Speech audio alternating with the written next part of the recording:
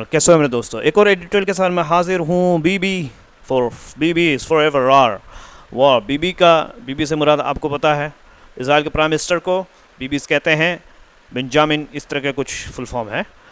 वो हमेशा के लिए वॉर, हमेशा के लिए उसको जंग चाहिए, ठीक है, ये कहना चाह रहा है। अब बहुत शानदार उन्होंने एनालिसिस किया है एडिटर साहब ने। So let's read this one now. Tel Aviv targeting Hamas in Doha violated Qatari sovereignty. US seems powerless when it comes to Israel. कहने की जो तल अबीब है, जो राजधानी है इसराइल की, वो टारगेट कर रही, निशाना बना रही है हमास को दोहा के अंदर। दोहा जो कि कतर की कैपिटल है, और जिसने जो टारगेट किया है उसने वायलेटेड किया है, यानी आज़ादी का उल्लंघन किया है। वायलेट मतलब कतरी सोवरेंटी, कतर की स्वतंत्रता, यानी कतर की आज़ादी, कतर की फ्रीडम की क्या है, वायलेशन क्या है। और फिर ये कह रहे हैं कि यूएस ऐसा लगता है पावरलेस, लाचार। व्हेन इट कम्स टू जब इसराइल की बात होती है तो यूएस क्या हो जाता है दोस्तों, लाचार हो जाता है, क्योंकि यूएस की जो गवर्नमेंट है खुद वो एक्चुअल में जूइश लॉबी के कंट्रोल में है। तो एनीवे, तो अभी आप देखते हैं, चूँकि क्लियर नहीं है इसलिए हमने सारों को इधर रख दिया है। और ये देखिए, highlighted one embarrassing phrase host largest American base, ठीक है, hard to justify in doing so. इस तरह के करने से, इस तरीके से फ्रेजेस जो मैंने हाईलाइट किए हैं दोस्तों, ये ख़ास तरीके का लिखने का स्टाइल होता है, बोलने का स्टाइल होता है, तो इससे आप फ़ायदा उठा सकते हैं। वीडियो को पॉज करके देख सकते हैं, और इसी तरीके ट्रांसलेशन में आप देखेंगे। और यहाँ पर फ्रेजेस हैं, शानदार है फ्रेजेस दोस्तों, और प्लस वोकैबुलरी भी है, ठीक है। तो let's go and let's try English language. So we have, you can see the same thing you will find here.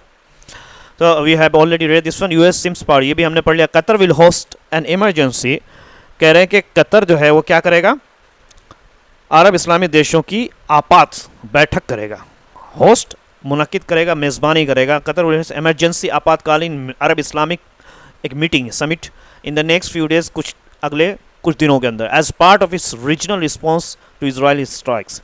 क्यों करेगा ये बैठक? मंगलवार को क्या है, इस मिसाइल के हमले की प्रतिक्रिया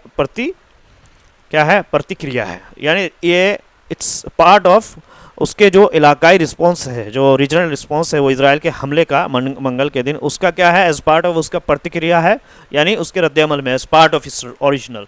कह रहे कि ये पार्ट भी है और भी कई स्टेप्स उठाए जाएंगे, ठीक है, जैसा कि मीडिया में आ रहा है। The strike target the senior members of Hamas negotiating them, कि ये जो हमला जो हुआ था, इस हमले में हमास की जो है बातचीत करने वाली जो टीम है, वो बड़े सदस्यों को निशाना बनाया गया। द स्ट्राइक, इस हमले ने निशाना बनाया सीनियर मेंबर्स ऑफ हमास के बातचीत करने वाले टीम के सीनियर मेंबर को। एटलीस्ट वन कतरी, जिसके अंदर एक कतर के जो शहरी थे वो वाज ऑल्सो किल, उसको भी मार दिया गया, ठीक है। दैट वाज इन दोहा, जो कि दोहा में था, टू डिस्कस, जो कि दोहा में थे, चर्चा करने का न्यू सीज फायर प्रपोजल, एक न्यू सीज फायर के तजवीज़ का प्रपोजल, बैक्ड बाय यूएस के ज़रिए जो सीज फायर का प्रपोजल दिया गया था, उस पर वो जमा हुए थे डिस्कस करने के लिए, चर्चा कर रहे थे, ठीक है, जिससे अमेरिका का समर्थन भी था। बैक्ड बाय यूएस बोलते हैं कि भाई मैं इस चीज़ को समर्थन करूँ, I back this thing, okay, and और this thing has my back, तो ये मेरा समर्थन है। तो वो लोग इस चीज़ के लिए जमा हुए थे। तो इस दरम्यान में इसराइल ने अटैक किया, और जितने जो सीनियर मेंबर थे वो सारे के सारे नहीं मारे गए, सब के सब जिंदा हैं। एक कतरी उसमें मारा गया, और जो सिक्योरिटी गार्ड के लोग थे, जो आसपास के लोग थे, वो लोग मरे। तो जो टॉप लीडर्स थे वो सब सलामत हैं। Anyway, for Israel to carry out assault at this particular movement highlights two thing, कहने के इसराइल के लिए जिसने इस हमले को अंजाम दिया है, इस खास मूवमेंट पे इस समय हमला करने की दो बातें जो है वो क्या दिखाता है, दो बातें उसमें निकलकर हाईलाइट्स टू थिंग्स, यानी उजागर करती है दो बातें। फर्स्ट, सबसे पहली बात है कि it clearly doesn't want to negotiate an end to Gaza conflict. ये साफ तौर पर बदला चाहता है कि वो बातचीत नहीं करना चाहता कि एक गजा के जो झगड़े चल रहे हैं उस पर एक एंड लगे, उसको ख़त्म, यानी उसको ये नहीं चाहता कि गजा के एंड हो, बल्कि लड़ते रहें।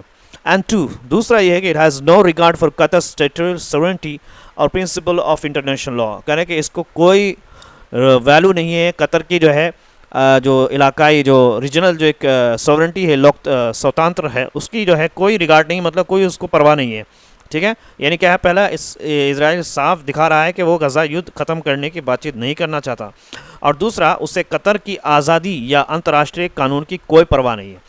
अब देखिए, इट हैज़ नो रिगार्ड, बोलते हैं कि तुम्हें इस कंपनी के कोई, you have no regard for this company, इस तरह के शानदार फ्रेज है दोस्तों, ठीक है। कह कि तुम्हें हमारी कोई परवाह नहीं, you have no regard for us, इस तरीके से बोल सकते हैं। कह कतर की जो आज़ादी है, यानी कतर की आज़ादी या अंतर्राष्ट्रीय कानून की कोई परवाह नहीं है, और प्रिंसिपल ऑफ इंटरनेशनल लॉ, और जो है रूल्स या कानून की क्या है इंटरनेशनल लॉ की कोई परवाह नहीं है। अनसरप्राइजिंगली, यानी जैसा सोचा जा सकता था, एक तो सरप्राइजिंग होता है कि अजीब हो गया, अनसरप्राइजिंग मतलब ऐसा होना था, नॉर्मल ये यूजुअल बात होनी ही थी। अनसरप्राइजिंगली रीजनल लीडर्स जो हैं, यानी जो इलाकाई जो लीडर हैं वहाँ यूएई के, जॉर्डन के, सऊदी अरब के, हैव बीन हेडिंग टू दोहा, जो कि जा रहे हैं दोहा के लिए, इन अ शो ऑफ सॉलिडारिटी, उनके साथ क्या है एकजुटता, यानी साथ होने को दिखा सकें, कहते हम साथ में हैं।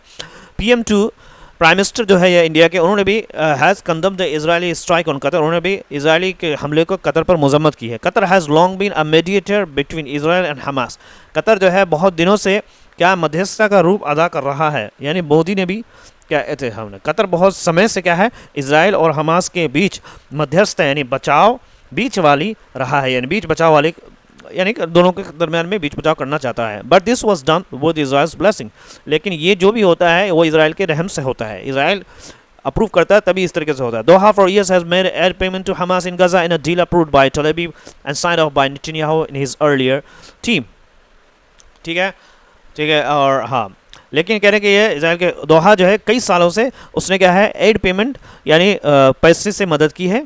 एड मतलब मदद, पेमेंट मतलब यानी पैसों के जरिए मदद की है। Has made aid payments to Hamas, Hamas के जरिए हमास को गजा में इन अ डील, एक समझौते में जो कि टेल अवीव के जरिए अप्रूव्ड है और साइन ऑफ, और उसके ज़रिए साइन नेतन्याहू के ज़रिए क्या है उसको साइन कर दिया गया, उसकी मंजूरी दी गई है इन द अर्लियर, पहले की क्या है टर्म में, इन द अर्लियर टर्म, ठीक है। यानी देखिए दोहा ने सालों तक क्या है गजा में हमास को पैसे की मदद दी है। यह मदद एक समझौते के तहत हुई जिसे इजराइल और नेतन्याहू के मंजूर किया था, ठीक। प्लस, अच्छा लिखिए plus, unlike Iran, Israel, Yemen और लेबनान, कह रहे कि ईरान, सीरियन, यमन और लेबनान की तरह कतर से कभी इजराइल पर हमला नहीं हुआ।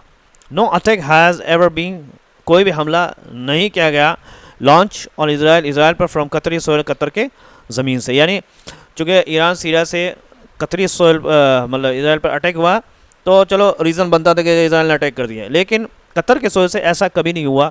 तो इस तरीके जो हमला किया गया है ये completely against law, international law. Even यहाँ तक कि ट्रम्प साहब भी जो है वो झिझक रहे हैं इस बार पर बोलने पे, और वो भी सपोर्ट नहीं कर रहे हैं। Therefore for Israel to openly violate Qatar sovereignty is hard to justify, इसीलिए कहा था कि इसराइल की जो है खुलकर कतर की आज़ादी को वायलेट करना और उसको जो है उसके रूल के ख़िलाफ़ जाना एक हार्ड टू जस्टिफाई करना मुश्किल है।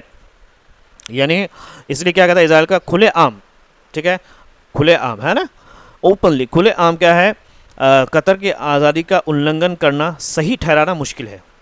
इज़ हार्ड टू जस्टिफाई, सही ठहराना क्या है मुश्किल है, सही नहीं कहा जा सकता। इन डूइंग सो, ऐसा करके तल अवीव ने क्या है ट्रंप और अमेरिका को भी शर्मिंदा कर रहे हैं। इन डूइंग सो, इस तरीके से करके दोस्तों, इन डूइंग सो तल अवीव इज़ ऑल्सो एम्बैरसिंग के शर्मिंदा कर रहे हैं ट्रंप एंड यूएस को। Qatar hosts the largest American base in West Asia, Qatar मेज़बानी करता है, यानी कतर जो है वो क्या करता है, कतर में क्या है पश्चिम एशिया का सबसे बड़ा अमेरिकी अड्डा है। होस्ट्स का लार्जेस्ट, सबसे बड़ा अमेरिका का अड्डा है वेस्ट एशिया में, क्या है अड्डा, अमेरिकी अड्डा है, यानी होस्ट मेज़बानी करता है। देखो जब कोई होस्ट होता है उसका सारा इंतजाम उसके हाथ में होता है, तो कतर ये सारा इंतजाम होता है। Which was targeted by Iran in June, जो कि जिसको जो है ईरान ने हमला किया था जून में, ठीक है। इफ़ इट इज़ ट्रू, अगर ये सही बात है, अगर सच में ट्रंप को इसराइल की योजना तब पता चली जब इसराइल जहाज़ हवा में थे। इफ़ इट्स ट्रू कि अगर ये Trump only got to know, Trump को पता चला got to know about Israel का जो मंसूबा था फॉर कतर के लिए, one Israeli fighter were already in the air, जब इजरायली फाइटर्स जो जेट थे वो पहले ही वो जहाज़ में थे। इट मीन्स दैट नेतन्याहू, ये बतलाता है कि नेतन्याहू यकीन करता है कि White House has no option, White House के पास कोई विकल्प नहीं है but to go along with is irrational logic, कोई लॉजिक नहीं है बट लेकिन ये कि उसके इरेशनल यानी बिल्कुल समझ में ना आने वाले कदम के साथ देना है। यानी इजराइल ये समझते हैं कि इजराइल ये समझता है कि व्हाइट हाउस के पास, व्हाइट हाउस हमारा है और जो हम कहेंगे वही करेगा। तो अब देखिए अगर ये सच है कि ट्रंप के इजराइल की योजना तब पता चली जब इजराइल का क्या है जहाज़ हवा में था, तो इसका मतलब है कि नेतन्याहू मानते हैं कि व्हाइट हाउस यानी अमेरिका के पास उनकी बेवकूफ़ी भरी योजनाओं के साथ चलने के अलावा कोई रास्ता नहीं है। गो अलॉन्ग विद का मतलब होता है दोस्तों साथ देना, मान लेना। गो अलॉन्ग विद मतलब साथ देना, मान लेना। और बेवकूफ़ी भरी योजनाएं जो उनकी जो प्लानिंग है इरेशनल, उस पर उसके अलावा कोई नहीं। Netanyahu has long believe that he can manipulate, Netanyahu लंबे समय से मानते हैं, लॉन्ग बहुत दिनों से मानते हैं, दैट ही कैन मैनिपुलेट, वो अमेरिका की यहूदी लॉबी के जरिए अमेरिका के नियंत्रित अपनी मर्जी से चलाने का क्या है, चलाना कर सकते हैं। ही कैन, वो बहुत दिनों से यकीन किया कि ही कैन मैनिपुलेट, वो क्या है बदल सकते हैं, वो चला सकते हैं क्या है यूएस को, अमेरिका को, through the American Jews, America के जूश की जो लॉबी है, यानी लॉबी का मतलब जो जूइश लोग जो है वहाँ के जो बड़े बड़े अमेरिका के अंदर बड़े बड़े ओहदों पर बड़े बड़े पोस्ट पर बैठे हुए हैं, तो उनको लगता है कि यूएस को जो है वो अमेरिका के जूइश लॉबी उसके ज़रिए वो चेंज कर सके। So he feels free to openly disregardable, तो उसको महसूस होता है। मैनिपुलेट मतलब समझ में आ गया ना, अपनी मर्जी से चलाना। मैनिपुलेट का मतलब होता है अपनी मर्जी से चलाना। और अगर वोटिंग लिस्ट में बात करें तो वहाँ मैनिपुलेशन भी वहाँ पे होता है, इन्हें उसमें चेंजिंग करना, गड़बड़ी करना, ये भी कई मीनिंग होते हैं। तो इसलिए वो खुलकर ट्रम्प की अनदेखी, इन्हें डिसरिगार्ड क्या है, खुलकर क्या है, ट्रम्प की अनदेखी यानी ध्यान न देना करते हैं, यानी वो ध्यान नहीं देते हैं। डिसरिगार्ड बोलते हैं कि मैं देख रहा हूँ तो मेरी बातों में you I am seeing, I am observing that you are disregarding my talk. The fact is only US can stop Israel. असली बात यह है कि सिर्फ अमेरिका ही इसराइल को रोक सकता है। The fact is only US can stop Israel, America ही क्या है, इसराइल को रोक सकता है। If Washington threatens to withhold weapons shipment to Tel Aviv, the latter will feel sufficient pressure. क्या अगर वाशिंगटन जो है धमकी देकर अमेरिका क्या है तेल अवीव को हथियार देना रोकने की धमकी दे तो इसराइल पर दबाव पड़ेगा। यानी अगर वो धमकी देता है तो विथहोल्ड रोकना, वेपन्स की शिपमेंट यानी वेपन्स की डिलीवरी किसको, तेल अवीव को, तो लेटर यानी इजराइल शायद महसूस करेगा इनफ प्रेशर कि भाई दबाव उसको, सफिशिएंट प्रेशर मतलब इनफ दबाव उसको जो है, काफ़ी दबाव उसको महसूस करेगा और वो रुकेगा। But will Trump do it, लेकिन क्या ट्रम्प ऐसा करेंगे, do it also. Netanyahu is undermining another Trump initiative, कह के साथ ही नेतन्याहू ट्रम्प की एक और योजना, इनिशिएटिव, पहल को कमज़ोर कर रहे हैं, अंडरमाइनिंग कमज़ोर कर रहे हैं। एक अदर ट्रम्प की जो पहल है वो क्या है, the Abraham accord between Israel and Arab state, Israel and Arab state के दरमियान अब्राहम अकॉर्ड्स, अब्राहम यानी मतलब प्रॉफिट इब्राहिम अलैहिस्सलाम, मुस्लिम, ईसाई और जूस जो है वो सबके सब क्या है दोस्तों, अपने आप को यानी सन ऑफ प्रॉफिट इब्राहिम अलैहिस्सलाम, प्रॉफिट इब्राहिम अलैहिस्सलाम की औलाद मानते हैं। प्रॉफिट इस्लाम के एक भाई से मुस्लिम से हैं, दूसरे भाई से क्रिश्चियन है, ईसाई है। तो इस तरीके से ये अब्राहम रिकॉर्ड बनाया कि हम सब भाई हैं। तो वो जो है अकॉर्ड्स जो बनाया था किसने, ट्रम्प ने, तो वो अब इसको कमज़ोर कर रहा है, कमज़ोर कर देगा इस तरह की हरकतें। After the strike on Qatar, कहने कतर पर हमले के बाद मेनी अरब कैपिटल्स के, अरब के जो कैपिटल्स है यानी अरबी राजधानी, वुड बी री evaluating their future with Israel, कि वो दोबारा जो है वो कर रहे हैं, क्या कर रहे हैं, यानी कतर पर हमले के बाद कई अरब देश इजराइल के साथ अपने रिश्तों पर दोबारा सोच रहे हैं, री इवेल्युएटिंग दोबारा विचार करना, सोच रहे हैं उनके फ्यूचर का, उनके यानी मुस्तकबिल का, विद इजराइल के साथ रहना है कि नहीं रहना, क्योंकि इस तरह के हमला किया है। एंड व्हाट इफ़ दिस, लेकिन अगर क्या कहें और अगर इसका नतीजा ये हुआ, व्हाट इफ़ दिस प्रम्स बोलते हैं, जैसे मैं कोई छुट्टी काटता अचानक कैसे उछलते हैं, इसी अगर ये कहीं उछाल दे, कहीं गुस्सा दिला दे कि लेट्स से कहिए कि रिटेलिएटरी थ्रेट, कि दोबारा यानी क्या बोलते हैं उसको, कि अगर इसका नतीजा ये हुआ कि यूएई में इजरायली पेट्रोकों को बदले की धमकियां मिलने लगी, रिटेलिएटरी थ्रेट, बदले की धमकियां, तो क्या होगा। यानी आपको ये कितनी फुलिश स्टूपिड बात इसने लिखी है। अगर इनको अटैक करना होगा तो इजरायली जो टूरिस्ट जो आए हुए हैं यूएई के अंदर उसको मारेंगे, ये कोई बात है। ये बहुत ही मतलब क्या माइंडसेट इन लोगों को समझ में नहीं आता।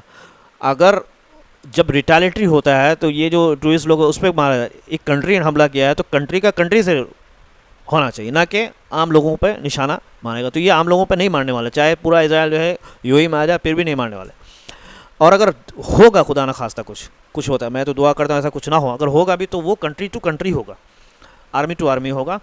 Netanyahu is playing a very dangerous game, कि नेतन्याहू जो है यहाँ पर बहुत ही खतरनाक गेम खेल रहे हैं। एनीवे दोस्तों, चलिए let's pray for the peace all over the world. So you can see the highlighted one, what if this prompt, कह रहे कि अगर क्या आप इसको बोल सकते हैं, यार तुम ये जो काम करो कहीं उसको ऐसा ना हो जाए, what if this prompts retaliatory threat और रिटेलिएटरी एक्शन, तुमने जो उसको मारा, क्या अगर तुमने जो ऐसी बात कही कहीं वो बात तो ना कह दे तो व्हाट इफ फ्यूचर, अंडरमाइनिंग, कमज़ोर करना, ये बहुत शानदार से इसे हाईलाइट किया है, तो बार बार पढ़िए। और ये ट्रांसलेशन है, ठीक है, ये ट्रांसलेशन है, आप पढ़ सकते हैं। फ्रेजेज है, वाइल इट इज 70 स्वतंत्र, यानी क्या है, संप्रभुता का उल्लंघन करना, शो ऑफ सॉलिडारिटी, एकजुटता दिखाना, ठीक है, मंजूरी से, इजवाल की मंजूरी, ब्लेसिंग्स मतलब मंजूरी भी होता है और रहम भी होता है। हार्ड टू जस्टिफाई से, एम्ब्रेसिंग द अमेरिका को शर्मिंदा करना, गो अलोंग विथ, साथ देना, you can go along with him, इस तरह के बोलते हैं। मैनिपुलेट, अमेरिका को नियंत्रण करना, काबू करना। डिसरिगार्ड, ट्रंप की अनदेखी करना। शानदार है दोस्तों। इसी तरीके देखिए आप, you can see the words manipulate. Hello, मैंने पढ़ लिया। नए हो तो चैनल को जरूर सब्सक्राइब करो। Thank you so much, have a good day.